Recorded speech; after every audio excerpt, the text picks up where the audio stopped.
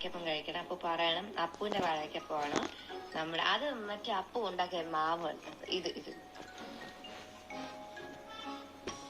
എങ്ങനെയുണ്ടെന്ന് പറയണേ.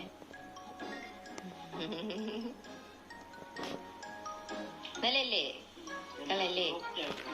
അപ്പുവിന്റേതിനും ഇതിനും എന്താണ് വ്യത്യാസം എന്ന് പറയണം. കറക്റ്റ് മധുരം അല്ലേ? അപ്പുവിന്റെ ഇതിന് എന്താണ് വ്യത്യാസം എന്ന് പറയാം. ക്രിസ്പി കറക്റ്റ് നമ്മളെ കുറച്ച് സോഫ്റ്റ്. അത് കൊള്ളാപ്പോ. നല്ല എക്സ്പ്ലനേഷൻ ആണ്. ഞാൻ മറന്നുപോയി. അത് ക്രിസ്പിയാണ് അപ്പച്ചി ഉണ്ടാക്കുന്നതിന്റെ.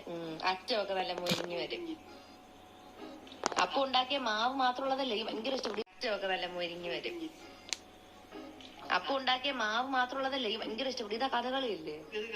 ഇത് സൂപ്പർ. ഇത് അപ്പൊ വേണം കഴിക്കാൻ. ആ മാവ് മാത്രമുള്ള ഞാൻ കഴിച്ച എന്ത് രസമാണ്. നല്ല ടേസ്റ്റ് ഉണ്ടായിരുന്നു. ഓക്കെ അപ്പൊ കഴിക്കാൻ ബൈ.